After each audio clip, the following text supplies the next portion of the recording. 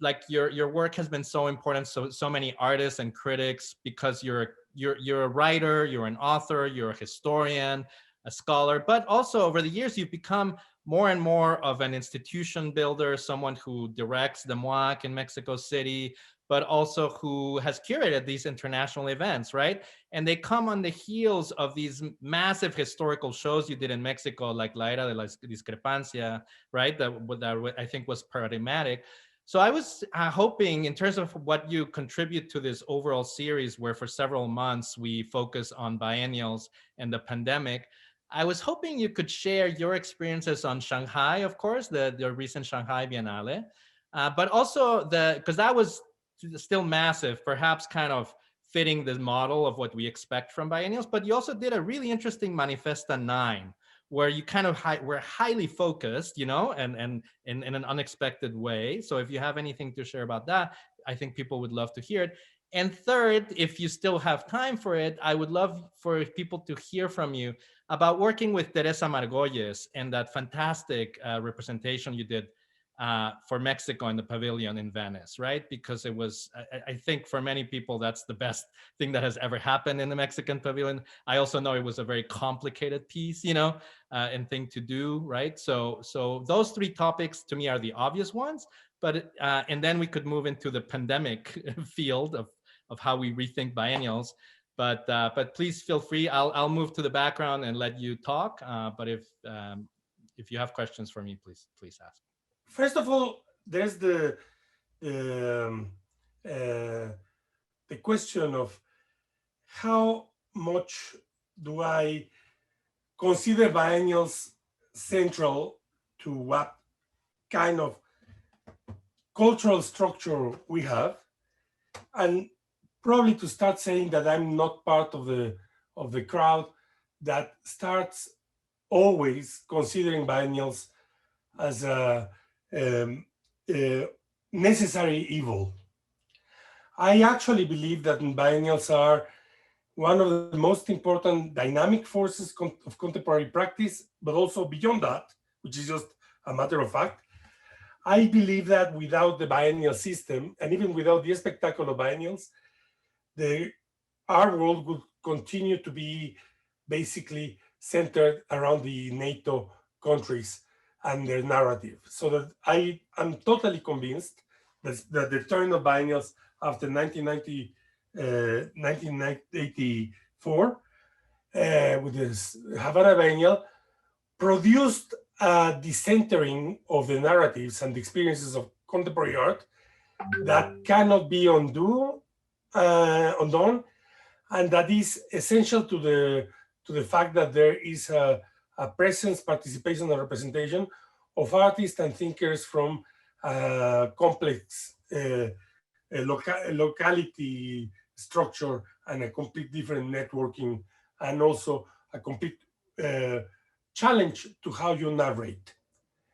And this is basically because I feel it is an advantage that you have so many centers appearing simultaneously at different points. And also I see it is an advantage that you never have the ability to cover the whole ground, from that you don't have an advantage point that can stand for the rest. There is, in that sense, the centering of each biennial is ineffective in terms of producing a central view. But finally, and being very, very quick in that summarizing, because I think that biennials have induced a notion of what kind of practice we have. First, in terms of producing artworks that have this, let's call it this way, constant metaphorical value, that are able to bring a similar structure or a poetic notion and have it reorganized, rethought, and re-evaluated in different social settings, so that an artwork can be site-specific at the same time that can be operative in a myriad of locations. And I think that's what biennial art involves, but also because it produces something that I feel is very valuable, which is a constant tension, a stress on the part of artists and thinkers and audiences of understanding what is the tension between autonomy and circumstance, specificity, and individual practice, that somehow the polarities under which we work are produced by the biennial situation.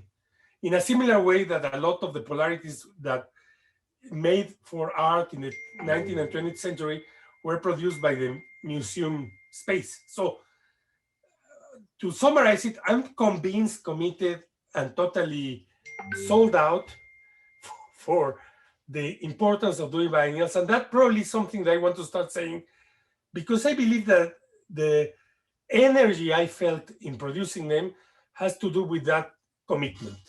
That one of the things I find most extravagant is the way many of my colleagues start any presentation of biennial despairing about the existence of biennials and explaining all the reasons why they shouldn't be doing them. So I will start now by saying, of course, that brings troubles, like the problem of not understanding there was a difference of time zone, which is a classical biennial problem. But then again, let me just start. So and Cuauhtémoc, on that topic, since you kindly offered, I want to make sure people know, if you really are okay staying a bit longer, so that we don't have to rush, maybe we can agree that we will go until 2:30 o'clock EST time, 1:30 your time. Is that okay? And that way we still have a full event with you, and we can consider the first half a conversation between all the participants and audience and Miguel Rojas and myself, and then the second part is Cuauhtémoc Medina, the presentation. So if those in the audience can join us, please stay until 2:30 EST, and we will have a full event. Okay, so I'll do very quickly a couple of notions. So in that sense, I've been very lucky to make several biennial interventions, but I've been lucky to do just enough not to make it my trade. So there's something about the fact that I have the opportunity. I'm not making it I'm not making it a merit. Just I had the opportunity to make very different and I think very distinctive projects. I haven't become a specialist. I've done several very specific interventions. So progress started with a word and a circumstance. The question of doing something in China, which in many ways for me is the center of the world, or is where I tended to argue the train of history is parking somewhere near Shanghai. And as you know, this is more than proven by the situation we are living today with the pandemic. And the question I had was how to occupy this, which is the only public art institution in China, the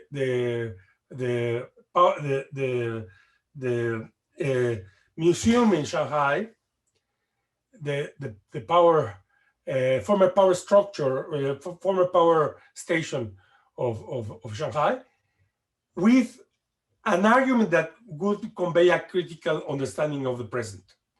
You understand that this is the dilemma for the Shanghai Biennial, which is the most admirable institution, because it's trying to provoke an event based on criticality and selected by international board in a country that is very central, but where information and art practice are subjected to control and even to something that is legal censorship. They need to go through a review by a board in an institution that is professionally dedicated to censor works. So that's something I don't criticize, I just understand as a specific circumstance.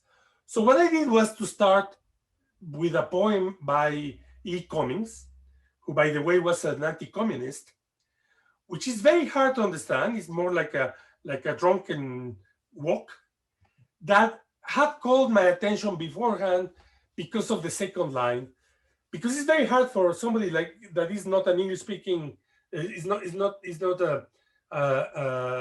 doesn't have English as a mother tongue, that had to learn it to actually follow it, but also because I noticed this word that Cummings invented, pro-regress. So I have a imaginary drawer where I have some projects and ideas that eventually I use. I had this in my drawer.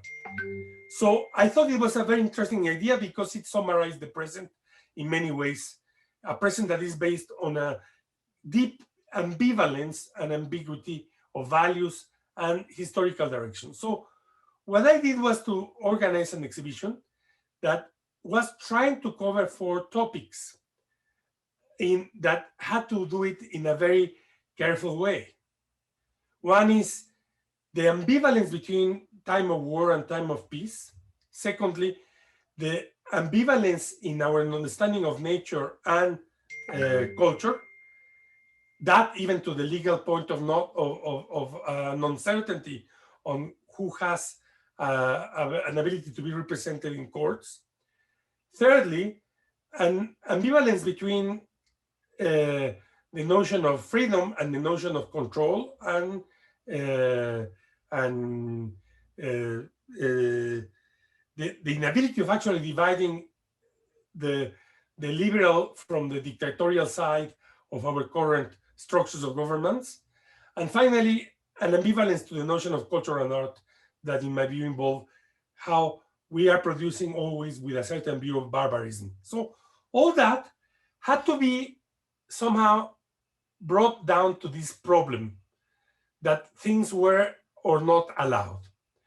Some works, particularly Reina Neiva Novo, had actually to deal with that circumstance and to thematize it. He decided to deal with the fact that his work had been rejected several times, using an idea he had already thought of painting on white over white as a performance, so as to make an argument that involved the impossibility of expression, the space of lack of expression.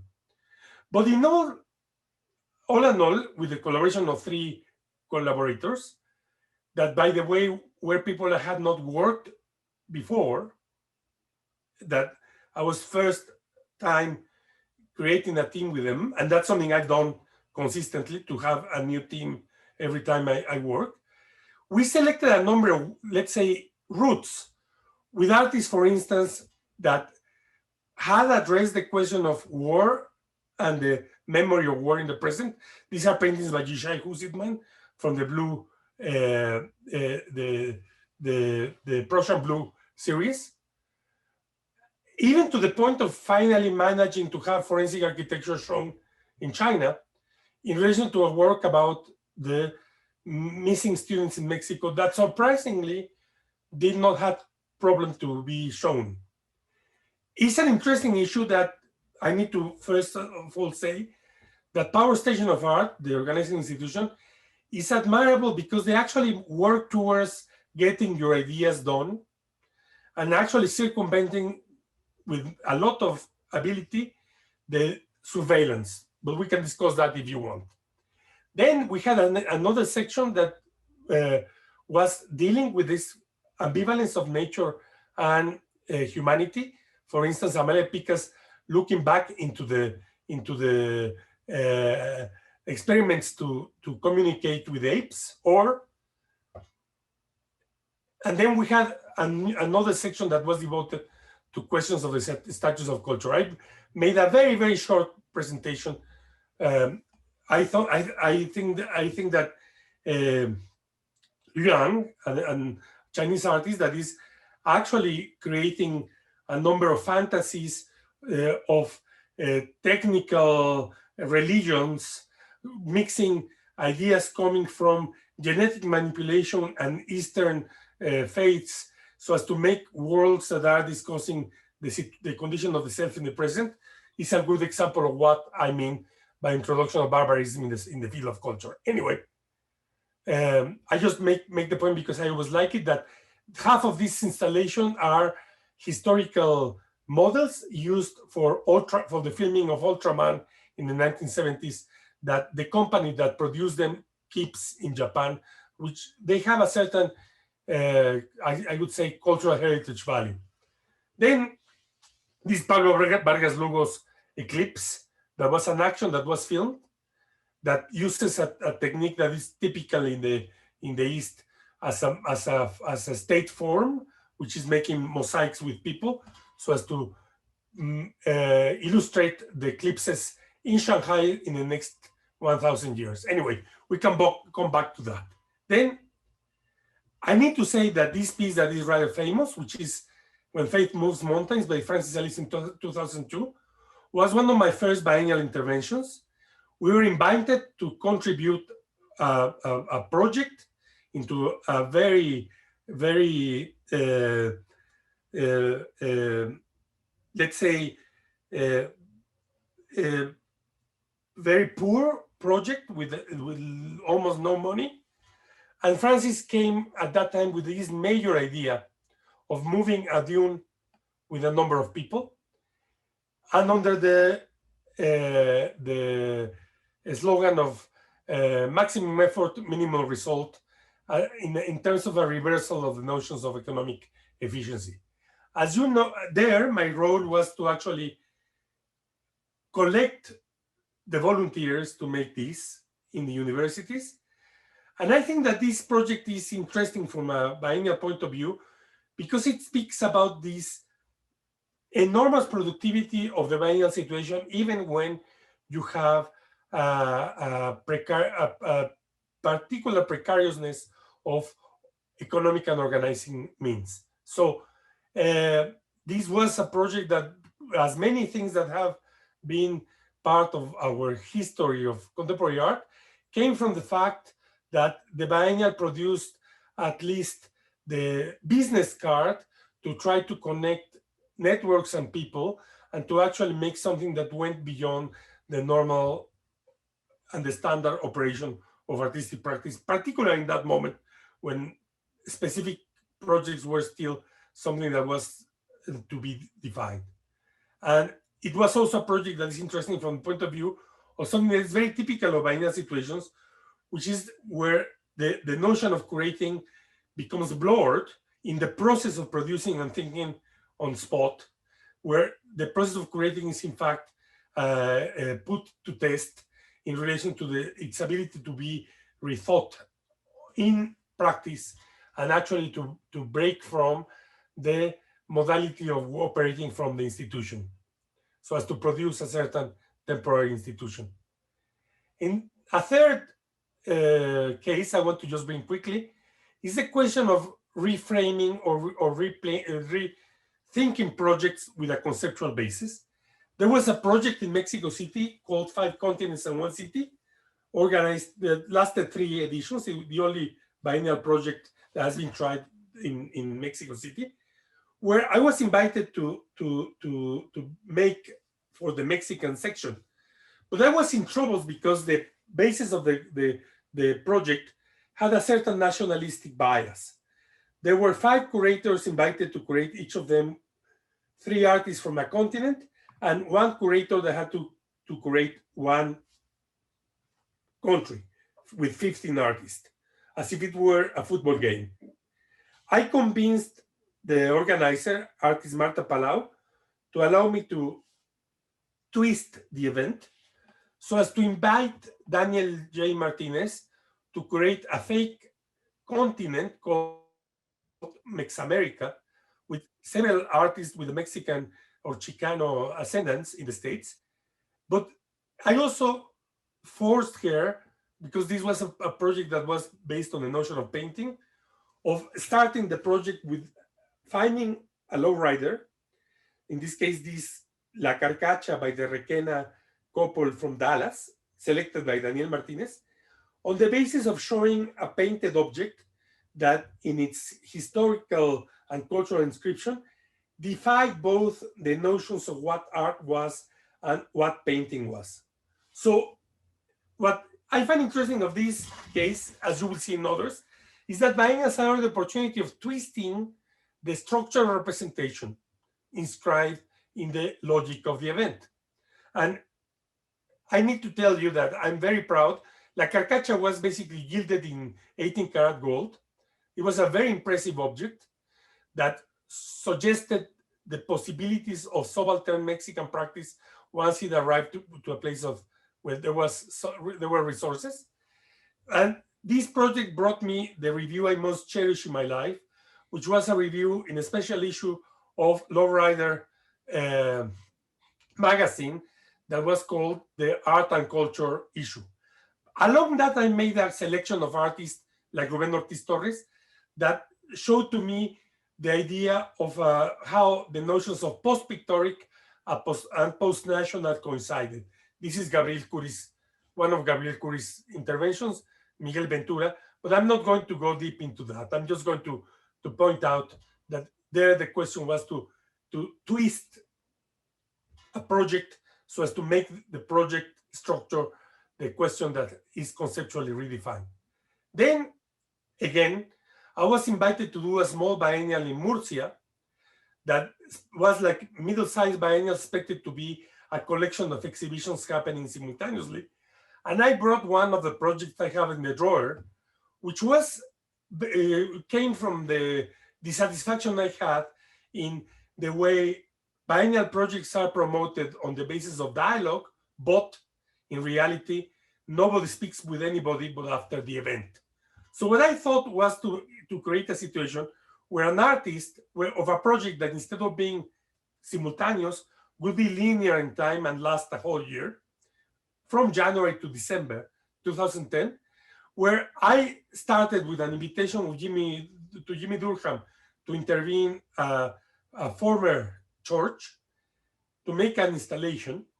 And then the next artist, in this case, well, this is Jimmy Durham's commentary on the notion of temple and the economy of Murcia, a very mysterious and complex intervention, as you can see. And the next artist, in this case, Cristina Lucas, had to destroy, incorporate, and digest his work. So she did action based on performances about a number of stages of destruction, desecration, and eventually to make a recycling towards producing an installation about these economic symbolic processes. And in turn, the Bruce High Quality Foundation, and then in this case, Kendall Gears, also worked on the basis of what happened before. Tania Bruguera took the previous installation to produce some murals, but also to invite people to paint murals freely, to make the space a space of political expression. And then Rivera Nussbander turned it into a number of ex voto paintings that were translated into abstract spaces in space. And finally, Francis Alÿs made a hopshot game on the basis of Cortázar's Rayuela to review the project and its history. Anyway, what I want to just underline is this notion of the advantage of the biennial structure that allows you to, as a curator, to actually question the logic of representation, in this case, the logic of time, so as to produce something different. And then the question of the national representation pavilion. Venice, the oldest biennial, is made of a structure inherited from world fairs, where each country has a pavilion that is separated from the others. And in the logic of the world fairs, is thought to promote culturally and economically a country. What the invitation of making this pavilion involved, in the moment when there was an open contest, a closed contest with a proper jury, was to bring a project that was an early criticism of the policies of the Mexican government in the so-called drug wars. That was the project of Teresa Margolles called What Else Could We Talk About? In this case, even the title came from Teresa's reaction at the policies of Felipe Calderón, the Mexican president, and the start of the, by now, enormous killing toll in Mexico, coming from the decision of the government to upscale its attack against the cartels. In any case, the most important piece was the intervention of the ruin of a 15th century palace. And the most important piece that was almost invisible and respected the condition of the building consisted in the washing of the floors of the space every day with water that included some blood collected in Mexico that had been transported in pieces of cloth and had to be boiled to be mixed with the dirt of the palace. That, along other pieces that intervene the space very sparsely, but very dramatically and emotionally in a very, very strong way, probably made of an exceptional case where a whole pavilion was actually questioning the role of the state that represented. It involved a huge battle with the Mexican authorities that were in very difficult conditions with the presidency because of this pavilion, but it also involved the upscaling of Teresa Margolles in terms of the representation of her work, that somehow after this event was taken seriously, stopped being treated as an oddity from an odd place to become an artist that I think now is considered very highly internationally, which is a goal of biennials. A biennial that is not thought also in relation to the game of advancing the reputation and the significance of artists is a biennial that, in my view, is wrongly made. It has to do, again, with one part of the contemporary art system that trusts institutions and biennials in the game of actually producing reputation. I think that this piece in particular, the substitution of the Mexican flag with a piece of cloth soaked in blood in the front of the palace in the Giardini, summarizes a lot of what the project involved, beyond the fact that we can talk about a number of actions outside of the building. Finally, I'm just going to talk quickly about Manifesta 9, which is the most complex project I've done in my life, even in terms of the resources it mobilized, but also in terms of the risk involved for the institution to select me. In general, I've been very lucky to, as you can see, to have been selected rather than invited to do projects. I'm very much in favor of the selecting process because it basically gives an institution a number of possibilities of where to go, but it also grants you as a curator a moral standing and a certain power in relation to your further negotiations with artists and institutions. Anyway, Manifesta embodies this notion of a moving center. It's a biennial like that, very much like the Olympics, is moving of cities every 2 years. And that comprises this notion of how a project has a general argument, but has a site specificity, but it also involves this claim that I argued at the beginning, that we are in a time that, thanks to the biennial, the center is constantly migrating. Every 2 weeks, in average, there's a place that claims to be the center of culture when they open a biennial. So in this case, it was this coal city, Genk, in Limburg, in Belgium, which is a practically deserted place. I love this very clumsy map that the organization provided me because it is, in my view, the ghost image of Rome translated to Genk in Europe. Every road leads to Genk. And I think that's the real question. And the project here that came from researching this place had to do with creating a provisional museum with 3 sections. The most important one was to actually further the interest of the people working around heritage in the coal mining area in Limburg, that had small institutions and museums. So what I did was to actually devise a project that would turn this mine into a provisional museum, departing from the idea of the coal miners museum, but challenging it. So this is the actual museum made by the surviving coal miners. So my project involved breaking the exhibition so as to make a project that would not be only a contemporary exhibition, but would have 3 exhibitions happening simultaneously.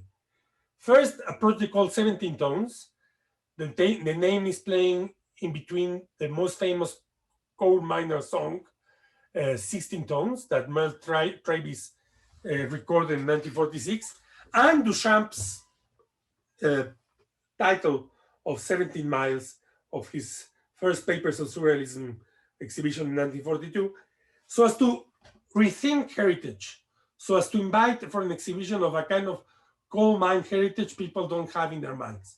That included, for instance, showing prayer mats from the Muslim immigrants into the coal mines in the 1950s, the kitchen embroidered towels from German-speaking families, particularly in the 1920s, that are in drawers in many of these small museums, or showing the work of the most famous song composer in Belgium, an Italian ancestry guy called Rocco Granata, that made the most famous European song in the 50s called Marina, and that was born in that town. So we made the show of the fetishes of Rocco Granata. That's the original record of Marina.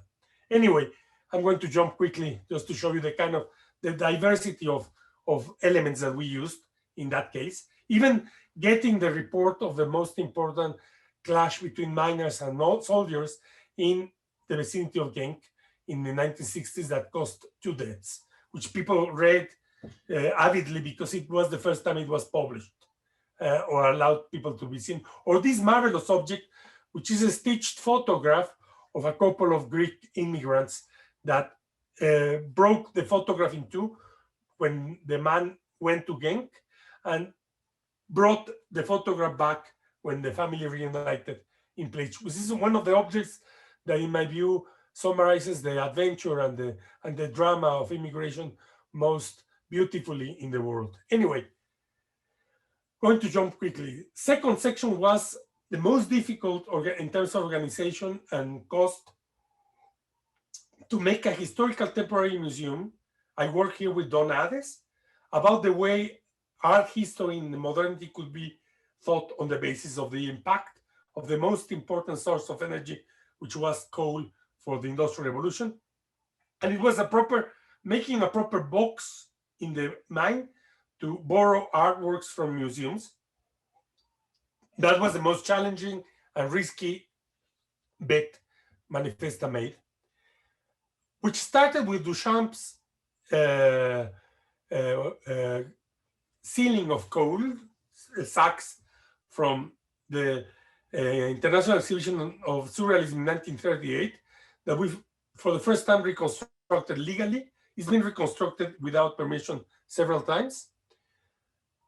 And then we had sections that had a proper art historical logic, like a review of how landscape had been changing since the 18th century as a result of the changes introduced by coal mining. A view of the way art is represented hell based on the experience of the mines, from John Martin's engravings to Henry Moore's depiction of coal mining, to the way in which pollution produced manners of painting, like Impressionism, which wouldn't have happened without the air being polluted by fumes, or the celebration, well, or the tragedy of the way art started to discuss the question of pollution of the soil and the air, or the moment when, ironically or not, smoke was celebrated in the case of somebody like Charles Demuth, or even the way some photographs by Arthur Mumby document his fetishism for coal miner women. This is Mumby with his wife dressed as a coal miner, as it is in an archive in Cambridge. And then there was a section I'm just going to review quickly, which was an attempt to understand how landscapes from the Carboniferous period were made. How was it that the fossils coming from coal mines had made it possible. They had made it possible for scientists to create the knowledge of paleobotany that eventually allowed them to document the species of the Carboniferous era, that eventually allowed painters, commissioned in many cases by coal mine managers, to depict those landscapes that nobody saw. And that I showed in connection with some artworks that, like in the case of Smithson or Max Ernst, have a certain mining thinking, and even a piece of an iguanodon from the Natural History Museum in Brussels that was discovered under a coal mine. Of course, the iguanodons are older. They are from the tertiary. Sorry, they are younger from the quaternary, and the coal is from the tertiary, but that was discovered because of that. I'm just going to jump. And finally, there was a smaller section, which was about the way in which contemporary art looks at economic restructuring and the changes of mode of production. I'm going to go quickly here because I think that that's more or less enough to understand. So here, as you can see, again, it's a project where I had the opportunity to actually make a whole argument about what the biennial meant, rather than being just concerned on the question of the theme and the contents. So that's, I mean, I really wanted to make that introduction, and hoping that we can probably come to have some discussion in that regard. Thanks so much, Cuauhtémoc. So the question I had for you, Cuauhtémoc, is all of these events we're holding in this series are an overview of sorts. Of course, your work is so rich, so layered that even just Manifesta, we could spend a long time just addressing it. So I hope people who are not familiar with it can do that by looking at catalogs and so on. But it's the connection between these different exhibitions that becomes so powerful too to discuss in this forum. And so my question has to do with, like, it's pretty clear from your work, perhaps we both grew up in Mexico, and that may be one of the reasons why we are such staunch anti-nationalists, right? Like, so much of your work as a curator has been about challenging, the national structure, and this obsessive, pervasive aspect of the national frame to understand everything, right? And so in these biennials, you've challenged that in very different ways, but also in your different projects with Francis Alÿs and so many people, right? The Einstein famously said that nationalism is the disease of the world, right? Kind of, and I think right now we're dealing with an obvious disease, right? COVID-19. So the question to you is, like, as you have observed, you haven't been in the process of curating a biennial as COVID-19 hit the world landscape. Other curators who are going to be guests in the series were put in that situation, right? Where they were in the midst of doing one, like Andrea Junta, for example, with Mercosur, and then they had to adapt everything. But in your view, what has the pandemic done that is worth noting to how we are thinking biennials? Has it transformed it dramatically, or is it something that will only be transformed temporarily and then we go back to normal, as they say? How do you see the current time? It's a very interesting question. Let me just make 3 points. One is, I would like to just reform what you said about nationalism, because I hope that my program, if there's one, is clear by saying that I see nationalism and cosmopolitanism, in the regular sense of cosmopolitanism, as the Scylla and Charybdis of culture. From early on, I made the point that one had to despise or hate both nationalism and cosmopolitanism, but in the same scale. Because if you actually hated nationalism a little bit more than cosmopolitanism, you end up in a completely wrong space. And if you do exactly the opposite again, you will solve for an easy form of nationalism. So I will argue that because the neurotic symptom in most places, but particularly in places like Mexico or India, is to have artists and intellectuals divided along these two opposite passions, my goal has been to be as wary of both as I've been able to. Secondly, which opens, it's open, of course, to other people to criticize both the argument and my administration of that peril. I don't know if I managed to be as eloquent in being concerned about the way universalism operates. Let me make you a specific example. You have the most universalist artist born in this country in the last decades, a man called Gabriel Orozco, operating as a local grotesque cacique in the nationalist government as we speak today. So you have there a perfect study case of what happens if these two things are not kept at bay. Secondly, I've been unfortunate to lose one contest in relation to a biennial to be made in this time.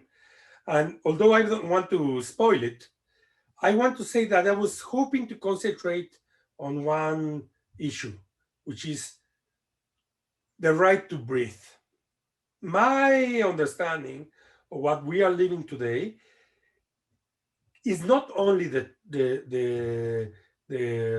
pandemic, it's also the political revolutions that are happening here in the States, in India, at the same time that we are trying not to die of this disease.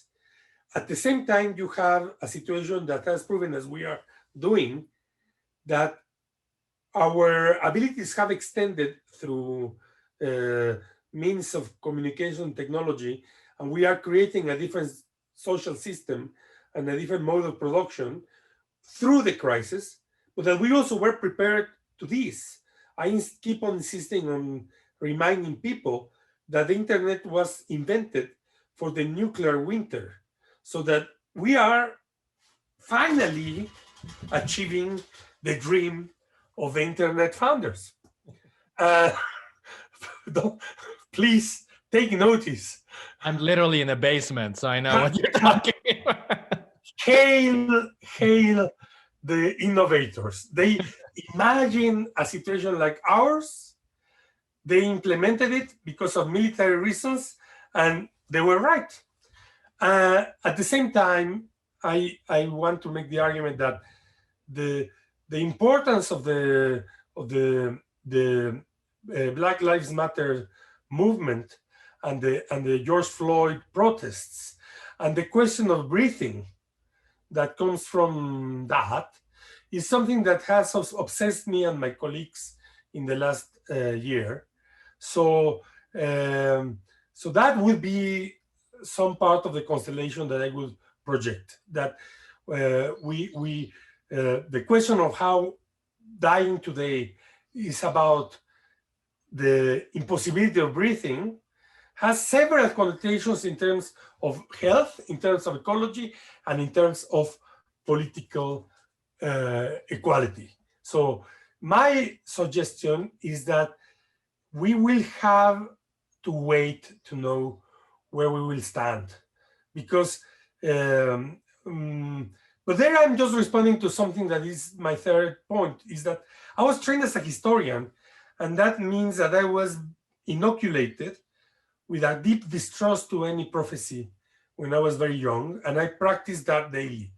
Every time somebody tells me what's going to happen, I just remember everybody I laughed in my life that made a prediction, because it's something that is not epistemologically possible. Well, that's very wise. Or it's like Nietzsche said, we're like crabs, we can only walk backwards, but or the Aymara, the kind of the notion of the past and the future being the opposite of what Western thought, puts us. So I would add, Nietzsche, we walk backwards, but we shit to the front. Sorry. Yes. Or You know, Benjamin, right? That we have been. Miguel, you know, Miguel and I were talking with the audience about a whole set of topics. Miguel actually, Rojas Sotelo is worked in the Ministry of Culture in Colombia. He's been directing the Latin American Film Festival here for many years, but he actually wrote his own PhD dissertation in art history on the history of the Bienal de La Habana. So I know I want to carve out a little bit of more space so that he can kind of ask you some questions or make some comments, and then I think we can end the session. Thank you, Cuauhtémoc. Very great to see you. The last time we crossed each other, we were in a lobby of a hotel in Shanghai, the night of the opening of of your Biennale. That was an amazing thing. But I think you already answered my questions. My question is about precisely that situated active possibility of a curator in a times of crisis like this, and that's that space of contextual historical situatedness that you have. You have already said that your interest is moving towards 3 dimensions, right? The ecological dimension, the political, and somehow the human, the inclusive, health, whatever, life. Black Lives Matter, I mean the social dimension, right? And somehow you have explored them in your own very Mexican / Latin American way of, you know, craving this dark humor and this opposites that give us the possibilities of surviving in the middle of precarity, but also the possibilities of saying things in a very clear way. But you work in the issues of the regimes of representation, and those regimes tackle directly something that curators work with, right? The material is the artistic practices of people, right? Artists, and sometimes we don't speak that much about artists when we're talking about this large visions of as a cultural operators, right? In museums and in biennales and institutions, in collections, in cultural policy. You have also very interesting, sharp insertions into that, right, in your own country, and a clear position right now to what is happening in Mexico. Then is what about the artist here, just to finish? Well, I first of all, I'm not totally in agreement because I feel that I'm, on the contrary, very, very much imbued and also trained by what artists do. I mean, I think that on the contrary, there's a level in which it's not that I balance the poetic and the political, is that I'm truly amazed about the way political means arrive to poetical questions, and how poetical means arrive to political possibilities. And the question for me is always how to enhance those two things. I'm also incredibly distrustful of the way people use the word formalism, because I'm very self-conscious that this is a category that was the name of a way of thinking and analyzing artworks, and that invented modern linguistics in Russia in the beginning of the century, that was turned by the Stalinists into an attack. And I find it repulsive that people use it when it was part of the same language that brought to life the idea of enemy of the people. It's a word I touch always with a sense of disgust. And I feel in general, and I say this with a lot of energy, that the way in which, particularly in the USA, the critique of high modernism is based on this with this term basically mars it, because it becomes just a question of a swinging of fake enemies. So no, I tend to believe that I'm very concerned in how artists operate, and I actually deal with artists, not with ideas. And some, if I tell you the truth, because in reality, if I were to deal with ideas, working with art would be pretty inefficient. And the question is more the complex way in which practice from the 90s tried in different forms and textures to link forms of autonomy, forms of political awareness, forms of intervention, and forms of historical witnessing. If I were to summarize the field that you were pointing to, that would be my way of construing it. That I'm interested not in political art, because I always think that that is again a category of the police. I call it that way. The political art is what the police is trying to eradicate. No, I'm interested in how politically informed artworks operate, because it is the case that historically these categories are never separated. I'm trying to make it clear this way. If you read Victor Serge, let's just take one case, and you read what other reasons he became an activist, is because he read Dostoevsky. And similarly, there is no class or political wing in history in the recent times that has not looked for certain ways of intervening in the artistic field. It's something that is not separated, but it's very complex. It's not direct and it's not subservient.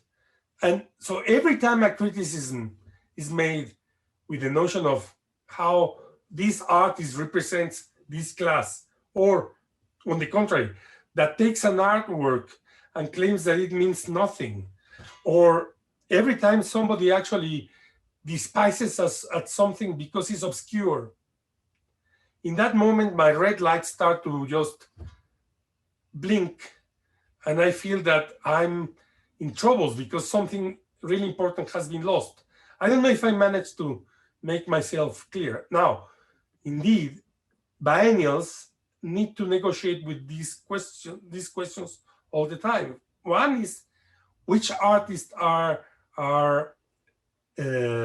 is important to promote.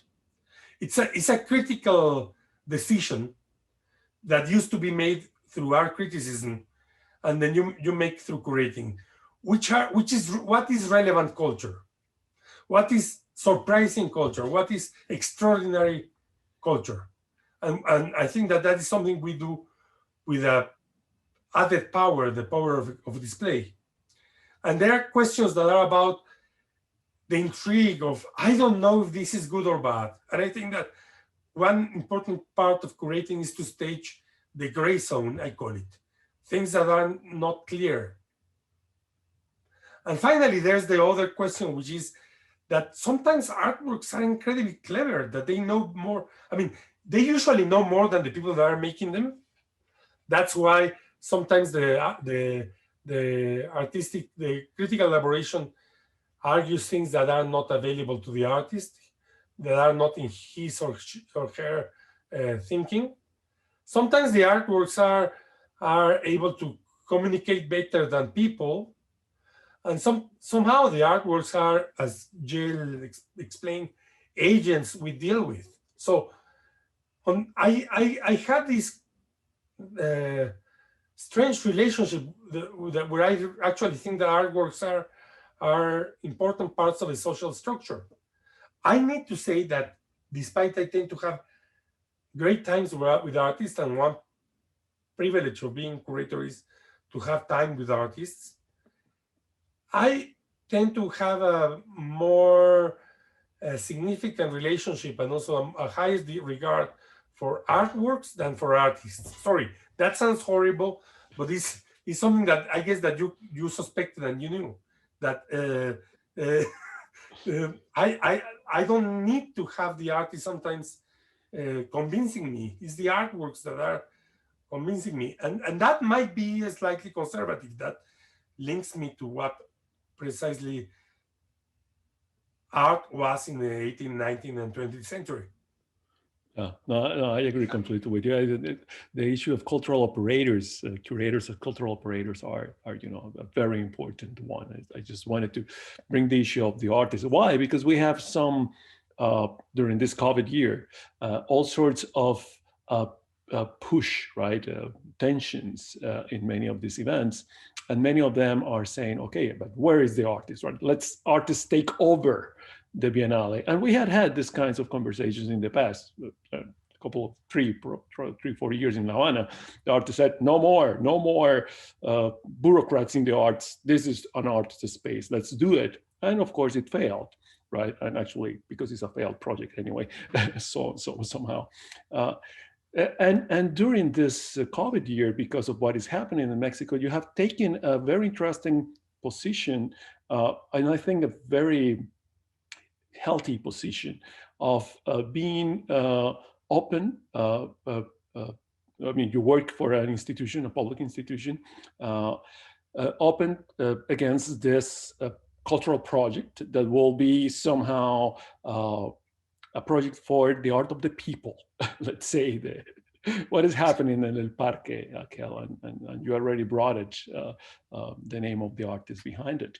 And I think it's very important for curators, right, to have that kind of positionality too, right, because it's part of their operation in this kind of mediation between institutions, audiences, artists, art per se, right, in the larger spectrum of cultural policy, even though it's a local cultural policy vis-a-vis larger, spectrum in the, let's say, the Biennale or space.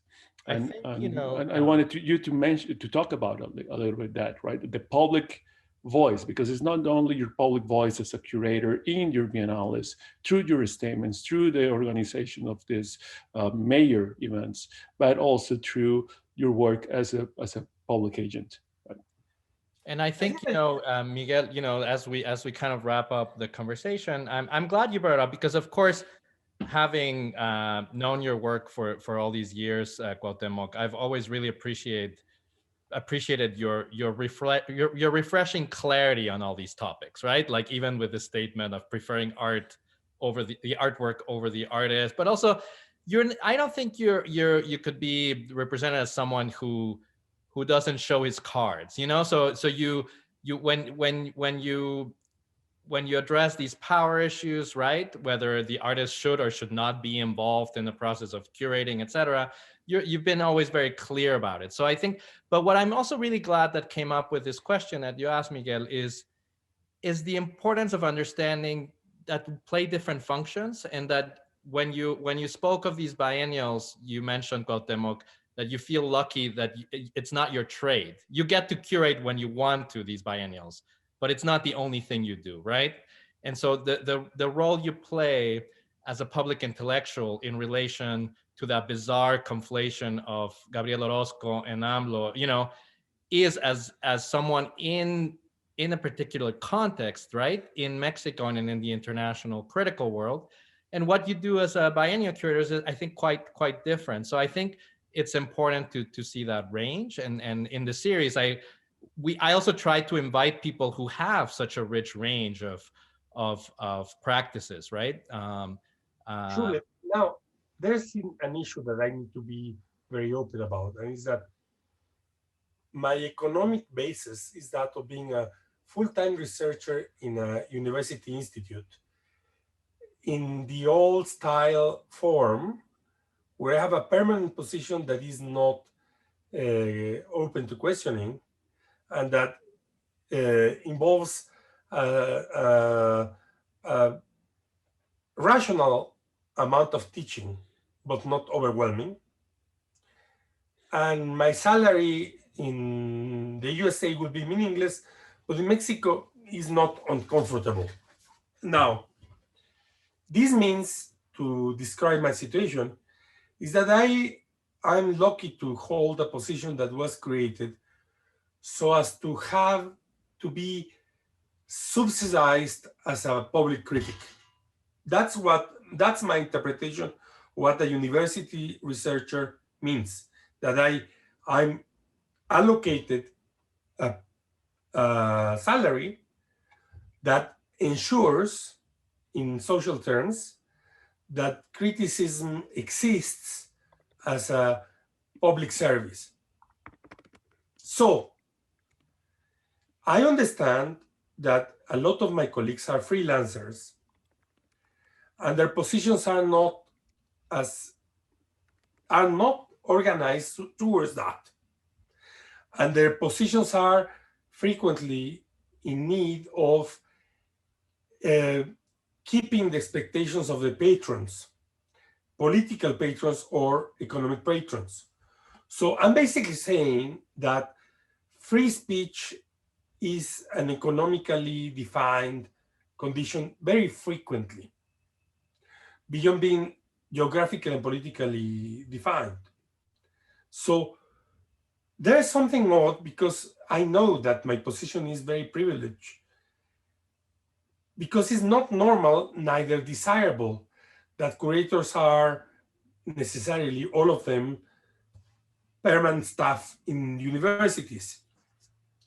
Because there are some curators that need to be able to milk money from wealthy people.